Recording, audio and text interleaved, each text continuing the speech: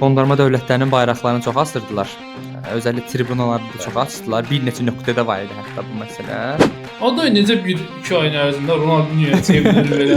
Okan Buruk növbəti mərhələyə keçdimi? Nə düşünürsən? Bodo Glimt qalibiyyəti bir göstəricədir mi artıq? Amma bu oyunda Lemina mükəmməl oynadı. Yəni belə karyera oyunlarından birini oynadı Lemina. Təriflədiyimizdə 40 gün yaşamır. Onu deyəcəkdim. Mən Zabardı bir dəfə təriflədi, qırmızı aldı o da. Çünki sezona Ten Hag'la başladılar. Yanlış. Ten Hag məşqçi deyil qardaş. Hülmat əla məşqçidir.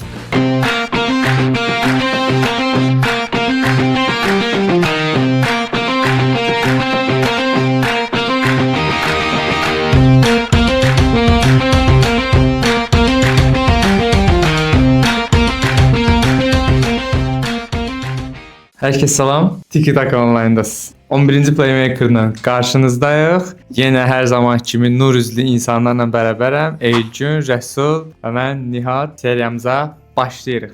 Bu dəfə Qarabağda alınmadı. Qarabağda niyə alınmadı Rəsul? Atletik Bilbao'ya 3-1 hesabı ilə məğlub olduq. Elgünlə Cavid Qarabağ barəsində danışmışdı.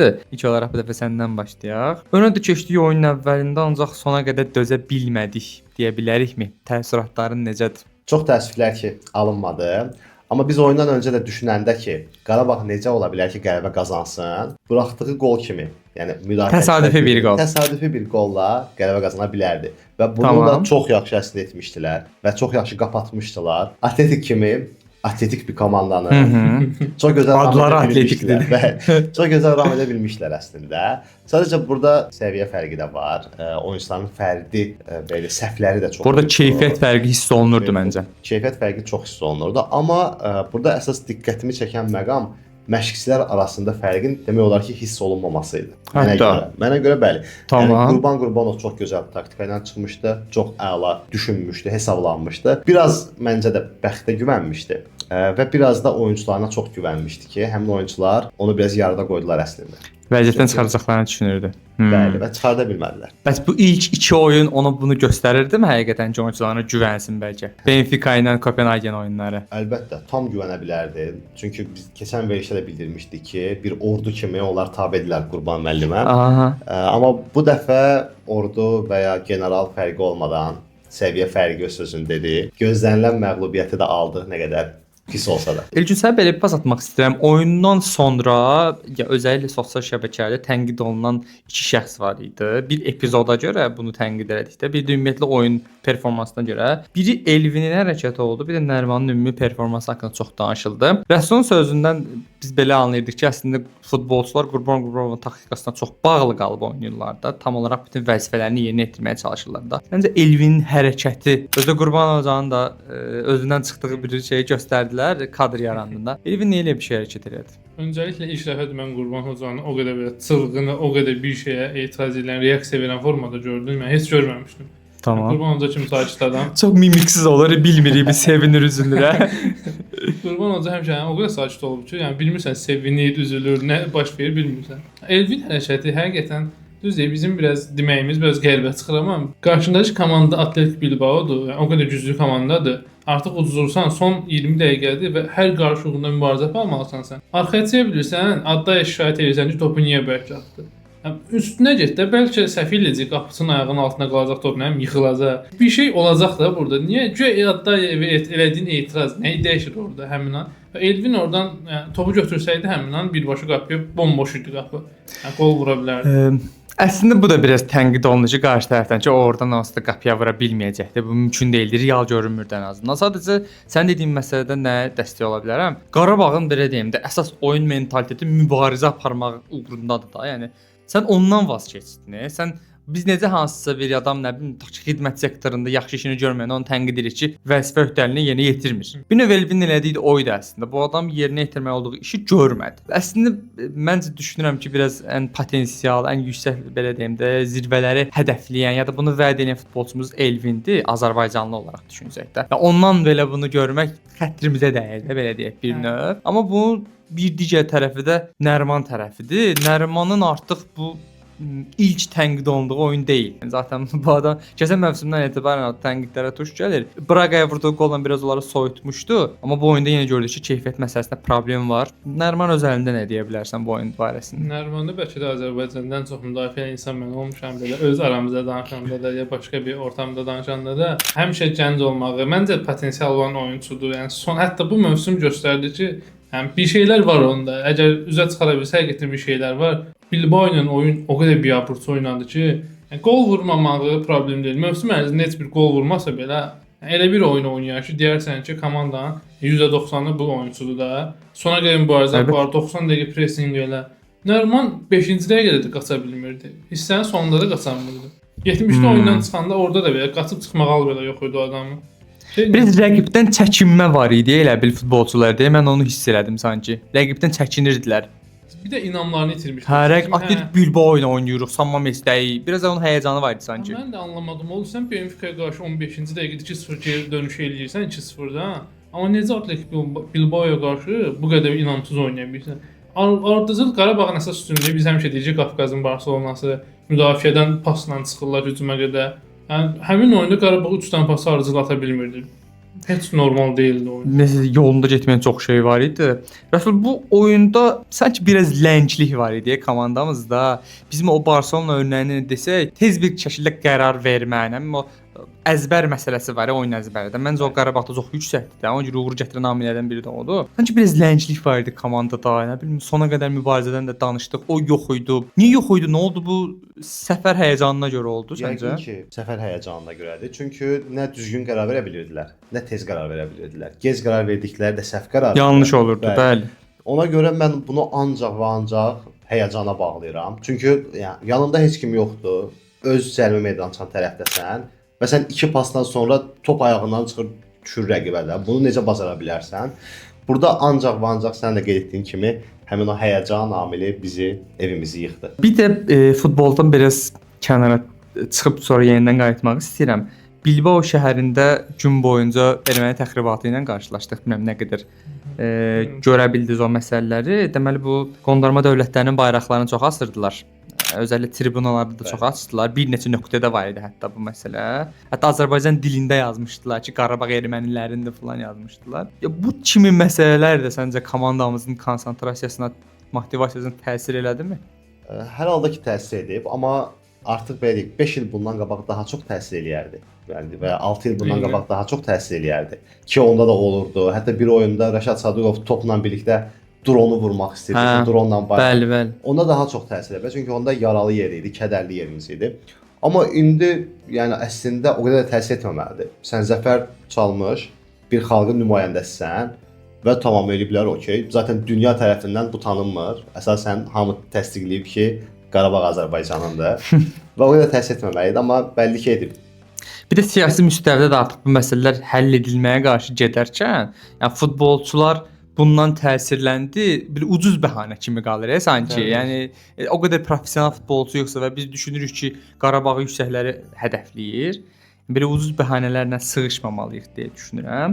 Çünki bu sənin belə ən sevdiyin oyunçu Yankovic səddədən qayıtdı və bir müddət oynaya da bildi, amma təəssüf ki bu lənglik məsələmizdə Yankovic geri qaldı. Hətta bir epizod var idi, Yankovic topu apardı, sonra rəqib gəldi ondan topu aldı. Çox fikirləşdi sanki. Yankovic səddədən qayıdıb, bunu başa düşə bilərəm. Bu qədər mənfiliklər içində heçmi müsbət danışacağımız bir şey yoxdur. Heçmi bir nəfəri və yaxud da bir anı önə çıxarda bilmərik. Var. Mən elə ona gələcəydim ki, əslində müsbət şeylər var oyunda. Bir məncə Kohalski çox yaxşı oyun keçirdi. 3 dənə birə-bir epizodda top çıxardı. Yəni hansı ki hesab daha böyük ola bilərdi. Tamam. Kohalski mənə görə yəni ortalamanın da üstündə durdu həmin oyun. Bəhlul yenə bildiyimiz Bəhlul divar idi. Bəhlul inanılmaz formadadır. Zarafatsız dünyanın bəlkə də ən formda 10-15 müdafiəçisində bir hal-hazırda. Oyda. Sırf demirəm ən yaxşı. Dünyanın o bilirdə. Ya demirəm ən yaxşı 10 oyunçusundan biridir, amma ən formda olan Sənin Bəhlula bağlılığın.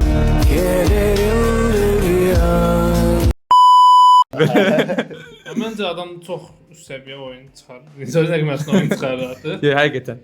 Bəhluldur. Mən bilmirəm, bəzi dostlarımız pis deyirdilər, amma Mateus Silva məncə çox yaxşı oyunçudur və statistikaları da bu görünürdü. Yəni Mateusla Bəhlul bir yerdə Nikon demək olar bağlılar. Nikon 17-də 2 uğurlu bir hərəkətlə belə də oyunda yadda qaldı cəmi və 6.1 balla bitirdi oyunu. Bir Yankov, bir də Kadin, Kadin 6 nömrə məsələsinə gəlirəm. Kadi inanılmaz oyun oynadı mənə görə. Kadi o rolu çox qəşəng oynayır. 6 nömrə kimi bu qədər tez və defansif tərəfə, müdafiə tərəfinə bu qədər tez adaptasiya olmaq mümkünsüz bir şeydir. Necə bacardı Kadi? Və Kadi bizim bildiyimiz Kadi biraz ləng oyunçudur da, topla oynasın, əsasən hücumda qalsın. Kadi 80-ci dəqiqədə də gəlir arxaya. Hər oyunun hər yerində var. Və davamlı formada müdaxilə, çox belə kritik müdaxilələr eləyirdi. Məncə Kadi idi, oyundakı ən yaxşı belə dinlə. Önə çıxarıla biləcək oyunçu. Bir də Yankovic düzdür, həmin epizodda məncə də səhv elədi. Nə vurmadı? Yəni vursa bəlkə də bir şans vardı. Yəni uzaq 9-luğa falan girə qol olar. Amma Yankovic oyuna girəndən sonra həqiqi mənada oyun bərabərləşdi. Qarabağ artıq hücum eləməyə başladı. Bir neçə epizodumuz yarandı. Topu məsələn müdafiədən çıxara bilmirdi. Həmin oyunçu bizdə Bikali o oyunçu deyil. Bikali müdafiə tərəfi yaxşıdır, amma topla hələ o qədər yaxşı deyil. Kadi də 6 nömrə oynuyordu deyə onu eləmirdi. Yankovic oyuna girən kimi həmin məsələnin üzərinə götürdü və artıq müdafiədə rahat idi. Yankovic topu önə aparan oyunçu oldu. Bir epizodu Kaşuk vuran xəttdən çıxdı.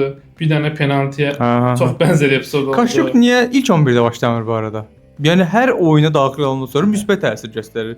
Benfica'da 10 gol oynamışdı hətta. Səncə niyə Kaşuk ilk 11-də yer almır? Nəriman yer alır, Kaşuk. Mən də sənə o sual verməsin. Niyə Nəriman ilk 11-də başlayır? Eyni səbəbdir yəni. Nəriman sonradan girsə həqiqətən bəlkə çox xeyirli olar. Çünki onun üstünlüyü, sürəti, Adday tiplidir də yəni oyun olaraq. Və bu arada Adday da çox yaxşı oyun oynadı. Adday necə 1-2 ayın ərzində Ronaldinho'ya çevrilir belə. Necə rahat keçir. Adday məndə nə vəd eləyirsə onu yerinə yetirir. Yəni həqiqətən yəni biz ondan Ronaldo olmasını gözləmirik də. Hücumlara çıxar, əks hücumlarda bizi aparsın, topu dribling eləsin. Onları vəd elədiyini yerinə yetirir məncə. Əsasən mənim bütün əsəblərimi pozan o idi ki, adamlar topu vurun çıxardın da, qardaş, bu sadə bir şeydir. Topu əgər alınmırsa oyununuz, çaşırsınızsa, həyəcanlısınızsa, uzaqlaşdırın, eybi yoxdur. Heç olmasa orada 10 saniyə, 15 saniyə özünüzə gəlin. Və bunu eləmir də. Elə bil ki, alınmırdı və alınacaq deyə çox belə inad etdilər. Və bu da etdiyim kimi sonunu gətirdi. Bir də o pasdan çıxmağı əslində eləyə bilər Qarabağ, amma qarşımızdakı rəqib məsələsi də var. Yəni Atletik Bilbao bu günə qədər oynadığımız o 2 rəqibdən də çox üst səviyyədə bir klub idi. Məncə 2 dəfə güclüydü. İnanılmaz pressing eləyirdilər adamlar. Yəni 1 saniyə belə imkan vermirlər dönməyə. Elvi müdafiədə dönə bilmir ki, çevrilib harasa bir nəsə eləsin, top atsın. Qarabağa inşallah növbəti oyunlarda uğurlar arzu edirik. Təbii ki, eləndə çox motivasiyanın düşməyə ehtiyac yoxdur. Sadəcə ən azından bilək ki, biz nəyə qadirik, nə etməliyik. Əsasçı səhvlərimizdən dərs çıxardaq. Qurbanova güvənimiz çox yüksək səviyyədədir. Düşünür ki, bu səhvlərdən dərs çıxartmağı da o komandasına öyrədə biləcək. Biz isə keçirik növbəti mövzuya. Tamam, ikinci bir mövzumuza növbəti təmsilçimizlə davam edirik. Bayaq Qarabağda biraz keyfimiz qaçdı, amma Qalatasarayla biraz üzümüz gülsün.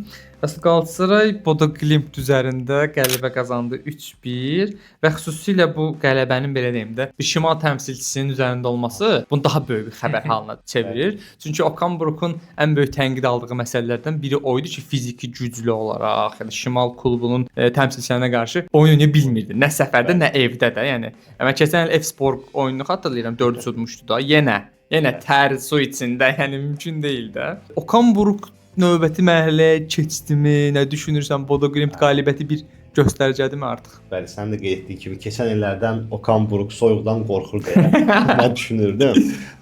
Və keçdi. Amma necə keçdi? Burada tam olaraq taktiki tərəfdən keçmədi mənim düşüncəmdə. Çünki biz Liverpool oyunundakı gördüyümüz həmin o taktiki oyunu mən bu oyunda o qədər də çox fərqinə varmadım. Galatasaray əsasən hücum edən tərəf idi. Əsasən oyunu nəzarətdə saxlamaq istəyən tərəf idi. Və burada əsas önə çıxan oyunçular Sané, Osimhen bir çox yerdə öz fərdi ustalıqları hesabına bunu apardı. Yəni biz burada tam olaraq mən şəxsən buna demərəm ki, bu Okan Buruk'un uğurudur. Xeyr, burada 50% Okan Buruk'sa 50% ulduz oyunçulardır. Çünki rəqibin də səninlə diş rəqib deyil əslində. Biz istəsək bunların baxsaq ümumi dəyərlərinə və ya da oyunçu keyfiyyətlərinə fərqləri müşahidə edə bilərik. O ki qəribə yanaşırsan, Elçin sən həqiqətən inanırsanmı ki, bəlkə Okan Buruk'un taktikası elə buydu ki, Osimhen tapşırığın sənin budur, sənin tapşırığın budur, bunu yerinə yetirməlisən və əlindəki keyfiyyətə güvənərək bu taktikaya yerinə yetirmişdi. Bir də Bodo Glimt sanki sən aşağı gördün ki, sən Avropa Liqasının yarı finalçısıdır bu klub. Eynən. Sən necə yanaşırsan bu məsələyə? Mən Rəsulla heç razı deyiləm. Məncə Liverpool oyunundan daha taktik oyunu bu oyun.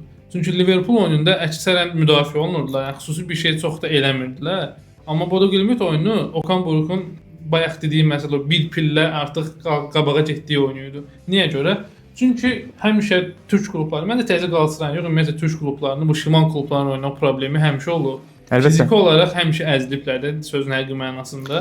Daha çox Qalatasaray Avropada olur deyə, onlarla Ondan qarşılaşır daha deyə çox adı çıxır. Əslində düzdür əlbəttə. Türk klublarına məncə biraz aid olan bir şeydir. Və Okan çox ağıllı bir şey elədi. Topu verdi Bodo Glimtə. Bodo Glimtin elədiyi şeyi qaytardı, verdi özünə ki, ala topla sən oyna, mən istəmirəm. Məsələn Qalatasaray böyük ehtimal ki, topla oynasaydı, yenə Qalatasarayın uduzmağından danışırdıq burada. Okanın səhv taktikasından danışırdıq.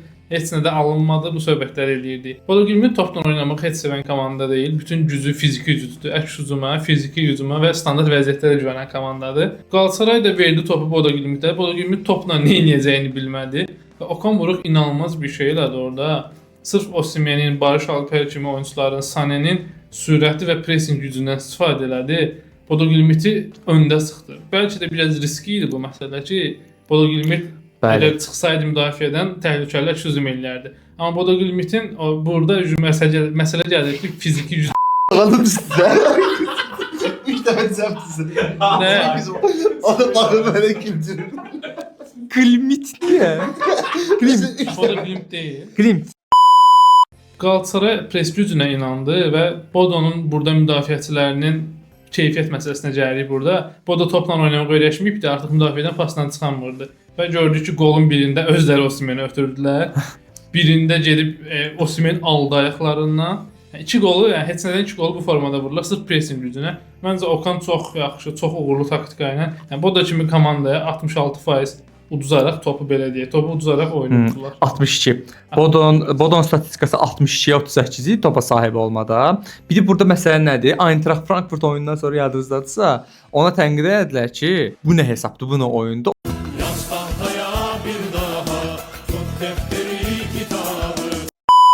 Okan Buruk özünü şey olaraq müdafiə edir ki, biz daha çox topa sahib olmuşduq əslində. Top bizə daha çox idi. Biz daha çox belə yaxşı pozisiyalar ürətdik, istəsələrdik, amma nəticə ala bilmədik. Ondan sonra son 2 oyunda sən demiş, hər ikisində də eyni elədi. Liverpoolda da eyni elədi, Bodo'da da eyni elədi. Yəni artıq rəqibin keyfiyyətinə baxmadan bunu elədi. Biz bəlkə də düşünə bilərik ki, Liverpooldan bunu topu vermək normaldır, amma Bodo'da artıq topu sən almalısan. O şey mindseti var axı türklərdə. Biz böyük takımız, biz topa sahib olmalıyıq falan. Burada belə bir məsələ var. Bir də ki, bu tərəfdən baxsaq əgər Rəsul, yəni Okanın səhvlərindən dərs çıxartdığını düşünə bilərikmi?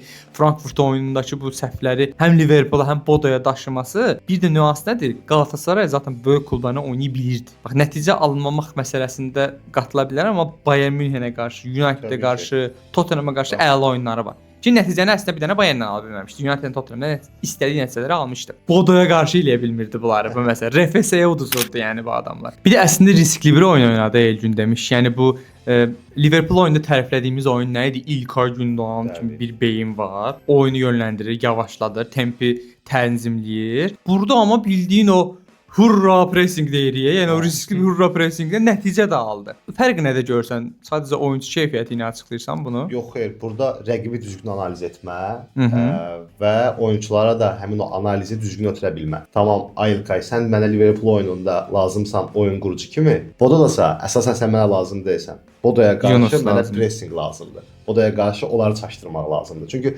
Liverpool zaten öz-özlüyünə gəlib mənə qol vura bilər rahat şəkildə. Amma Bodo'ya mən o imkanı verdikdən sonra Bodo çaşacaq. Çünki el oyuna əsla öyrəşməyib. Və keçən ilki uğurda, bu ilki uğurlar da əsasən Bodo'nun uğurları böyük klublara qarşı ona görə idi ki, onlar Bodo'ya topla oynamağa imkan vermirdilər və Bodo bundan çox gözəl istifadə edə bilirdi. Bir də burada bir səhifə açmamız gərəkən oyuncu Məncə Osimhendir. Maçın oyunçusu da seçildi Osimhen. Biz bayaq Qarabağ məsələsində danışdıq, çünki oyunçular çox güvənirlər məşqçiyə və onun dediklərini tam olaraq yerinə yetirməyə inanırlar da ən azından. Əslində kağız üstündə götürsək, Osimhen markası Okan Buruk markasının önündə kimi görünür də. Yəni bu sadəcə Osimhen özəlində deyil bu arada. Sanesi olsun, Icardi'si olsun. Bundan qabaqki mövsümdə Mertens, nə bilim, çox sevirdi Okan Buruk. İlkay özü olsun. Düz İlkay bu oyunda əslində zədə səbəbiyle yox idi. Amma hər halda taktiki tərəfdən bir qərar verə bildi. Mənim belə ən sevdiyim tərəf odur ki, o ailə ortamını yarada bilir. Bu məsələn Qurbanov söhbətində də bunu danışmışdı. Okanda da var. O Icardi'ni böyük ehtimal dünyada Okandan başqa heç kim futbola 2 il bağlayıb çempionluq ala bilməzdi də. Adam Icardi hər şəraiti yaratdı, hər icazəni verdi. Amma mövsümün sonunda da 30 gol vurdurub çempionluğu aldı. Osimhen'də də eyni şey elədi. Osimhen bir şeyci bir insan öz millisinin komandasında biraz zədə bəhanə eləyib oynamır. Gəlir Galatasaray üçün sürünür yerdə də. Hər şey eləyir ki, topu alsın. Bu deməli sən həmin insana o güvəni verirsən və o insan da sənə onun qarşılığını qaytarır da. Bu həqiqətən o dostluq ailə ilişkisinə girir də, bir klubdan, bir futbolcudan əlavə, yəni çox başqa yerə gedir. Okan onu çox yaxşı elədi.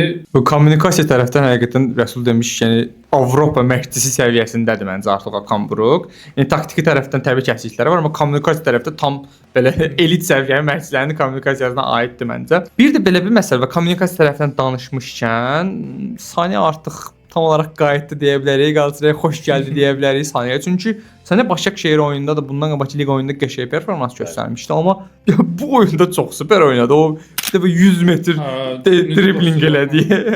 Osimhen təəssüf ki, onu bitirə bilmədi. Sani haqqında nə düşünürsən? Bir xəbər var idi bu yaxınlarda ki, milli komandalar fasiləsində İlkay Gündoğan yoldaşı, Okan Buruk və yoldaşı Sani ilə bir yeməyə çıxıblar, bir söhbət eləyiblər. Yəni onu belə deyim də komandaya daxil eləməklə bağlı. Ya bu tip şeylərin təsiri həqiqətən bu qədər qısa müddətdə alınması normaldırmı, ya da Sani həqiqətən tam olaraq qayıtdı deyə bilərikmi səncə? Tam olaraq qayıtdığını yəqin ki 2 oyundan demək olmaz. Qarşıdakı məsələn 1 ay ərzində növbəti Çempionlar Liqası oyununda da məsələn oyunu dəyişən bir oyunçu olsa, deyərik ki, artıq Sani bildiyimiz Sani olub. Yəni Almandır da, öz soyuqdur deyə elə şeyləri öyrəşməyib, indi görəndə sevinir. Ona görə yavaş-yavaş komandaya adaptasiyası sürətli olur. Böyük ehtimal ki, təsiri var. Ümumiyyətlə güvən məsələsi hər zaman təsir edir. Yəni ən bacarıqsız oyunçuya da yenə gəlin Nərmana. Nərman da o güvəni verəndən sonra Ferencvaros'a qarşı oynayırdı, assist eləyirdi. Nərmana Okan Buruk, Florian suyu lazımdır Nərmana da. Fantanı lazımdır.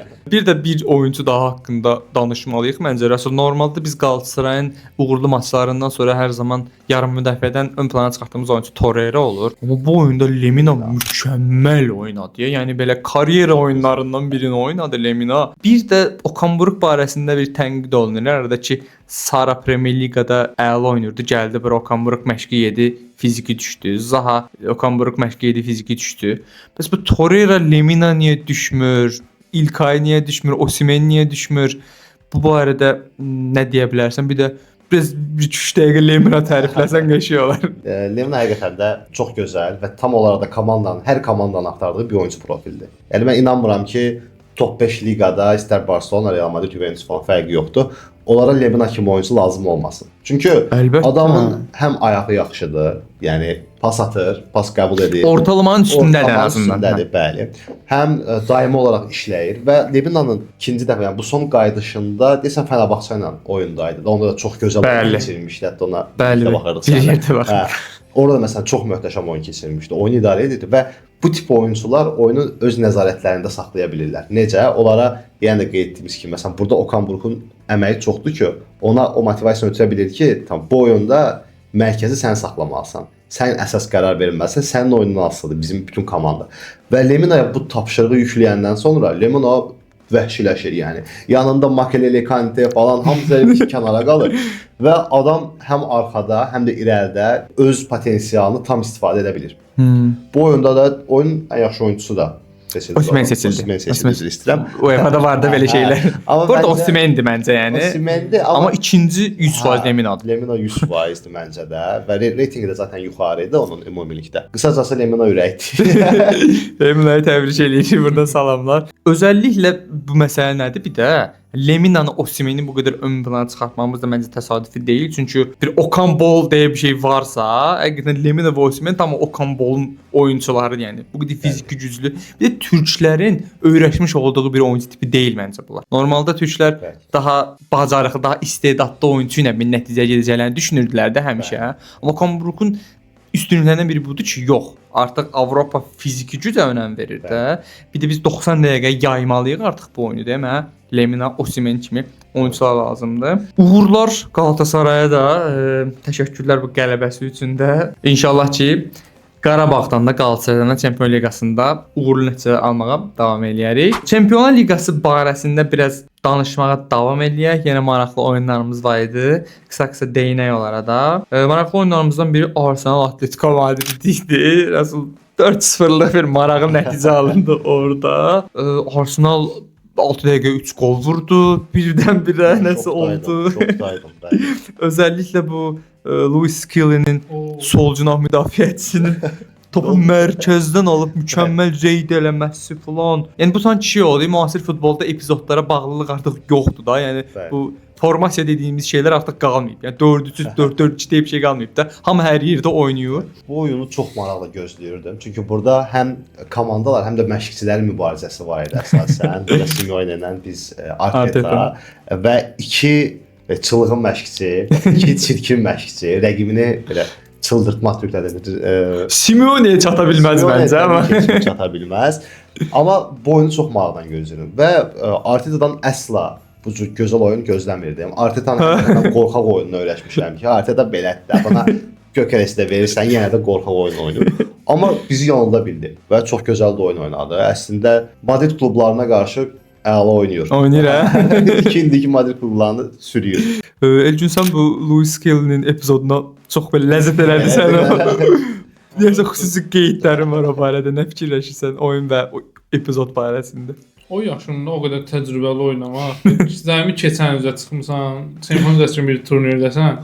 Orta müdafiədən, hətta orta mərkəzinin arxadan tam ortadan aldı. Müdafiədən gəlib o qədər rahat keçirsən, dribling eləyirsən və sonunda da kim olsa ora kim gəlmişəm vurun, olsa sol ayağındadır, vurun falan deyər də orada. Necə anında doğru anda doğru bir ötürməklə ya adam qolu hazırladı, hazır verici Martinelli bir dənə belə elə qol olsun da. Onun üçün idi bir dənə çox inanılmaz gol idi. Bir şey məsələsi var. Biz hücumçuların qol vurmaqları barəsində belə qıraqdan biraz fərqli yanaşa bilirik. Məsələn, düşünürük ki, qol vurması da olar, amma sot ki, o faydalı olsun, assist eləsin, topu saxlasın, eləsin. Amma Gyökeres o qədər belə sadə qollar vurur ki, o sadə qollar elə sevinir ki, adam istəyir ki, həqiqətən bu adam belə qolla yaşayır da. Gyökeres barəsində onu bildirə bilərəm ki, adam zaten qolla yaşayır. Sevgilisini ayrıldı. Gəlib bilmədiyi şəhərə, İngiltərədə hava pis, biz onda tartışmışdıq. Neynəsin adam? Ancaq qolla yaşayır. Ancaq səbəbi o qaldı. Tamam, Arsenal Atletico maraqlı oyun oldu məncə. Ya bundan sonraki oyunlar da əminəm ki, çox maraqlı olacaq. Növbəti oyunumuz məncə Leverkusen PSG-dən danışmalıyıq. Yəni 2-7'lik bir hesab yarandı. Bu arada bu turda, yəni bir belə demək turda ən çox gol vurulan Çempionlar Liqası həftəsini keçirdik. 70-dən artıq gol vuruldu bir həftədə də. Düzdür, bunun yeni reqlamentlə də təbii ki, önəmi var, təbii ki, onun da təsiri var, amma hər halda yəni çox qollu, bol qollu futbollar izlədik. Desire Doué yarım müdafiədə başlamışdı oyuna. Andrix isə müdafiədə oynayırdı bu Leverkusen PSG oyununda. Əksikliklərin də önəmi var, amma hər halda belə bir taktik seçiblər. 2 dəqiqə Leverkusen PSG at desəm, nə danışa bilərsən bu oyun barəsində? Siz də bilirsiniz ki, Nuno Mendes olacaq. Sən onu deməlisən də. Nuno Mendesdən sonra Luis Skelly deyə bilərik bəs. Ondan sonra hələ tezdir. Ondan sonra bir dənə də Nuno Mendes deyirəm, sonra üçüncü Luis Skelly deyirəm. Tamam. Yenə oyunun adamı seçildi. Yenə möhtəşəm. Yəni bir sol müdafiə, sol cinah müdafiəçisindən məncə daha artığını oynayır ciddən. Və artıq bütün dünya məncə bundan razılaşır ki, yəni bu format bir az davam etsə tarixin ən yaxşıları arasına girəcək o mövqedə. Sən o iddiada keçən dəfə dedin hə. Hə, mütləq şəkildə. Əgər yəni belə davam etsə, bilmirəm bəlkə də çox pis oldu, amma belə davam etsə mütləq şəkildə girəcək. PSG ilə bağlı bir şey deyəcəm. PSG ilə 11-11 oynamaq olar. Amma onun mümkün deyil oynamaq. Yəni adamlar 9-9 da olsa, yəni getdikcə daha pis olar. Ona görə maksimum çox adamla oynamaq lazımdır PSG ilə. Necə rahat oynayırdılar, necə ideal oynayırdılar. 10 nəfər onlar üçün daha yaxşıdır. Meydanda boş yer olur. Bütün oyunçular sürətlidir. Duya sürətli, Barcola, Kvar hamı sürətlidir deyə ekstra olaraq Mendes qaçır buradan, oradan Hakimi qaçır. Heç kimi saxlamaq olmur. Bir də bu Grimaldo'nun penaltini qaçırması məncə onları lap da belə motivasiyadan saldı. Biraz orada da şey gəldi sanki ki, yox, bunlarla çatdırmaq olmur, oynamaq olmur düşüncəsi gəldi. Grimaldo penaltı qaçırdı, çox pis oldu. Bir də bizim təriflədiyimizdə 40 gün yaşamır.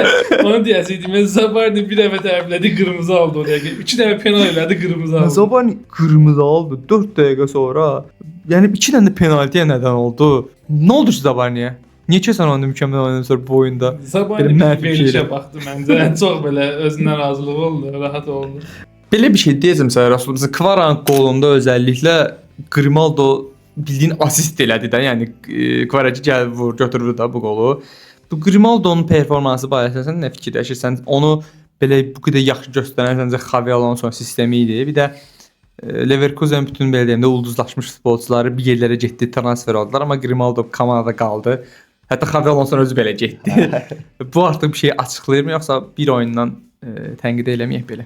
Bir oyundan deyil, əslində biz Xavi Alonso'dan sonra ümumi götürdükdə bir baxsaq Xavi Alonso olduğu müddətdə Grimaldo'nun performansına və ondan sonraki yəni bu mövsüm performansına burada ciddi şəkildə fərqləri görə bilərik. Tamam, bu ola bilər ki, məsələn assistdə, qolda bizi yanıltsın, amma oyun içərisində oyuna baxdıqda aydın şəkildə görünür ki, oyunun elə bir məqamı olur ki, Grimaldo bilmir nə edir. Adam itirir. Nuno Mendes tərifi atdı, Elgin. Səndən də biraz böyle Vitinha tərifi atmağı istəyirəm. Neyinir? Bu nə oyuncusudur? Vitinha neyinir, nələr eləyir? Yəni mükəmməl oyuncudur Vitinha yəni. Böyle biraz Vitinha təriflə görən nə var orada? Hal-hazırda dünyada ən çox bəyəndiyim yarım müdafiəçilər içərisində 2 oyuncu var. Biri Pedri'dir, biri də Vitinha'dır və bir-birindən gözəl. Kimdən soruşsa o ikisini deyəcək. Və mən burada nəyə bağlayıram sözümü ki, mən özüm Barcelona azıkeşi olduğum üçün ola bilər ki, mən Pedri'ni hardasa şirdə bilərəm. Amma Vitinha öz hesabına bu qədər qalxıb mənim gözümdə. Və bu artıq Inter'lə oyunda Çempionlar Liqası finalında vurduğu gol vardı yalnızdadsa. Qapıdan gətirir, Dembele orada taban pas atır. Ya orada artıq o sözünü demişdi ki, bu dəqiqə dünyanın yaxşısı mənəm. Bu adam hər gün artırır, hər gün, hər keçən oyun təcrübəsini də artırır və oyun içində kilit adamlardan birinə çevrilir. Və bu dəqiqə əslində biz bu qədər yoxluq içində PSG-nin bu qədər uğurlu olmasını danışırıqsa, bu məncə birbaşa olaraq Nuno Mendes və Vitinha'nın səbəbidir və onlar olmasa əslində daha böyük ciddi problemlər ola bilər deyə düşünürəm. Nuno Mendes'in qolunda zaten Vitinha elədiyi asist, topu gətirdi, fırlatdı. O Gündoğan'ı tərifləyir. Yəni hal-hazırda aktiv formada ən yaxşı Gündoğan Vitinha'dır. Leverkusen o qədər oyuncu satdı, yaxşı qiymətlərə satdı. Heyəti biabırçılıq deyir. Çünki sezona Ten Hag'la başladılar. Yanlış, dedən məşqçi deyil qardaş. Hülmat əla məşqçidir. Amma gec gətiriblər. Bir də əlində onun heyəti deyil də faktda. Bir də düzdür, çox maraqlı bir oyun oldu mu deyə bilmərik, amma hər halda Barcelona Olympiakosu əzdi keçdi də belə deyə. Olympiakos səncə əlinə gələni elədimi həqiqətən? Elə buydu mu, yoxsa başqa şeylər eləyə bilərdimi? Birbaşa olaraq deyə bilərik ki, Olympiakos buydu. Yəni burada əslində biz görürük ki, hesab böyükdür və burada Barcelona'nı təriflədiyimiz qədər həm də Olympiakosun zəifliyini də bildirməliyik ki, bu komanda baxırsan rəqibə, tamam, rəqibin əsas 1-2 oyuncusu yoxdur, əsas idarə edənlər yoxdur, amma yenə də baxırsan rəqibində Fermin Lopez var ki, adam oyuna girir, yəni oynayır və hat-trick eləyir. Və bu artıq birbaşa olaraq səviyyə fərqidir. Bu birbaşa olaraq İspaniya və Yunanistan deyə bilərik. Olympiakos 1 La Masia 6 deyə bilərik. Yəni La Masia'nın uşaqları, yəni halal olsun. Və ən düzgün qərardır ki, oyuncu almırlar. Akademiyadan nə qədər istifadə etmək lazımsa istifadə edib, akademiyanın oyuncularını satıb borcla bağlamaq lazımdır. Başqa variant yox. Sadəcə mən bu oyunda bir şey gətirəcəm sözümü. Buyur. Bunu çox belə sosial şəbəkələrdə çox gördüm. Məncə qırmızı vərəqə, haqsız qırmızı vərəqə idi, həmin qırmızı vərəqə və oyunu bildi, hakim oyunu doğradı. Ucuz oldu elə belə.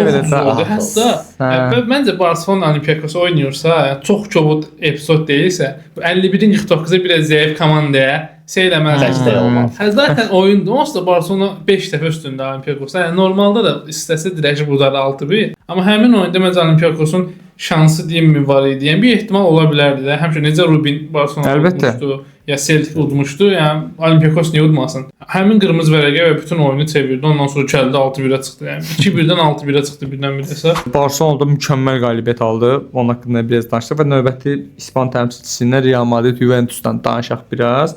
Turun mərkəzi görüşü Arsenal Atletico və Real Madrid Juventus idi. Yəni bu hansı kim desək yox budur, etiraz eləməliyik məncə. Real Juventus oyunda da 1-0-lıq bir qələbiyyət oldu. Nə fikirləşsən Elgün? Yəni Juventus çox müdafiə yönümlü oynayırdı, yoxsa Real idi, çox sıxmışdı belə Juventusu? Əslində oyunun əvvəlində Juventus ilk 10 dəqiqədə Juventus çox pressingli və çox hücum ardıcıl 2-3 zərbəsi oldu. Qapıya Courtois seyvləri oldu. Yəni hətta bir seyvi çox yaxşı seyv idi. Yəni çox belə böyük ehtimal gol olacaq topu idi.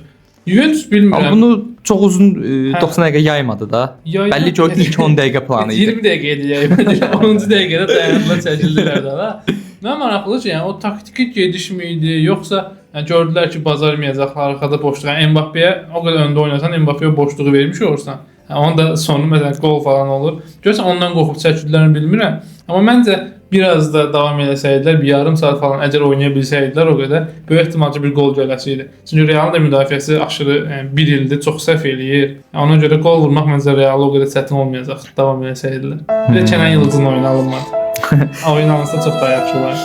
Məncə də mərkəzi qarşılaşmalardan biri idi. Amma çox darıxdırıcı oyun oldu, çox sıxıcı oyun oldu nə barəsində. Burada təbii ki, əsasən azərkeşləri oyunu maraqlı edən, burada qollar olur və ya oyunun tempo olur. Burada mənə elə hiss elətdirdi ki, Real Madriddə elə belə bir şey lazım idi ki, biz bu oyunu oynayaq, çox tempidə qaldırmayaq, qolumuzu vuraq, Arda Güler sən oyunda ortada balansını saxla, minimal hesablı qələbə biz əla. Birini vurduq, qol oldu, fiso. Və bunu da istədiklərini də etdilər. Və Kenan Yıldızın oyuna alınmadı və kapitan kimi oyuna daxil olmuşdu. Məncə burada bunun birbaşa təsiri var. Sən 17-18 yaşlı bir gəncsən və kapitanlıq sarğısına çıxırsan Real Madrid klubunun qarşı. Məncə tam olaraq belə deyim də Kenanın vəd eləyəcəyi, bir şeylər eləyəcəyi bir oyun deyildi də. Bu Türk gənclərdən danışdıq. Onlar barədə nə fikirləşirsiniz ümumiyyətlə? Arda maçın oyunçusu seçildi bu arada. Kenan kapitan olaraq. Amma Kenanın kapitan olaraq çıxması məncə bir şeyin göstəricisidir ki, yəni Tudor inanırdı ona, fakt güvənir ki, orada daha təcrübəli oyunçular da var idi və Juventusda daha uzun müddətdə oynayanlar da var idi, amma bunu seçdilər də sırf. Və hətta Xavi Alonso'nun bir açıqlaması var idi oyundan sonra ki, yəni bu gün Arda Gülerin vəzifəsi o idi. Sən demiş, topu kontrol eləmək, tempi tənzimləmək onun məsuliyyətində idi. Bu uşaqlar barəsində bəzən tənqidlər alır ki, çox şişirdilir falan. Səncə çox şişirdirir Arda ilə Kenanı, yoxsa elə top səviyyəli oyunçulardır? Məncə bu dəqiqə top səviyyəli oyunçulardır. Bu təbii ki, özləri də bunu sübut edirlər ki, adamlar əsas heyət oyunçusudular artıq. Biz Arda Gülerdə daha çox fiziki çatışmazlıq və ya bəzi yerlərdə verilən səhv qərarlar, təcrübəsizlik görürdüksə, artıq bunu heç görmüyor. Xavi Alonso'dan sonra bunu demək olar ki, görmək mümkün deyil. Bir də belə yanaşsaq, Elgin, normalda məsələn bayaq Lemina'nın məsələsini danışdıq. Məsuliyyət ötürülməsi bir futbolçuya bəzən müsbət təsirlər də verə bilər də. Səncə Arda ilə Kenan üzərində bunu deyə bilərikmi? Əslində onlara o məsuliyyəti, o rolu veririk də, sən bu komandanı daşıyasan, sən bu komandanın lidersən deyərək müsbət mənada onlara məsuliyyət yükləmiş oluruqmu? Eynən, yükləmiş oluruq. Niyə yükləmiş oluruq? Sən hər ikisinin bir il əvvəlki vəziyyətlə indiki vəziyyət arasında dəhşət fərq var. Kenan Avro 2024-də o qədər biabırçı deyəydi, oyun oynayırdı ki, heç bir şey eləmirdi. Saçınla oynayırdı. Yəni oyun boyu yəni Türkiyə həqiqətən ziyanı daha çox idi, nəinki xeyri. Arda da ancaq mən Arda'da ən sevmədiyim şey, Arda normalda belə oyun tərzi çox sevirəm. Amma sevmədiyim tək bir şey var idi ki, adam nə qədər geri oynayırdı. Sən hücuma meyilli yarım dəfə etsən, bu qədər geri oynamalısan. Amma bu il Xavi Alonso gələndən sonraki Arda'nın davamlı əsas çox dəyişdi Xavi Alonso Arda. İnanılmaz Arda ya bir 8-6 kimi oynamağa başlayırdı Ancelotti'nin vaxtında. Artıq Arda 10 nömrədir. Arda Mbappé biz oynayırdı ki, deyən Arda. Hə, oynayanda da yəni qorxusundan məsələn o söhbət var idi. Adam top itirməyə qorxurdu deyə ki, ilk növbətdə oyunda oynasın deyə arxa ilə oynayırdı, rahat pasları verirdi, risk eləmirdi. İndi çox risk alır, yəni inanılmaz paslar atır. Müdafiə arxasında Mbappé, yəni bu il ən çox asist Mbappé eləyib, hətta ən çox asist eləyən desin Ardadır. Hamısını Mbappé eləyib daha doğrusu. Kenan Yıldızda da həmin söhbət şey oldu. Kenan Yıldız bu belə son bir ildə bəlkə də dünyada dikinə oynayan cinah oyunçuları çox azdır artıq taktik oyunlardandır.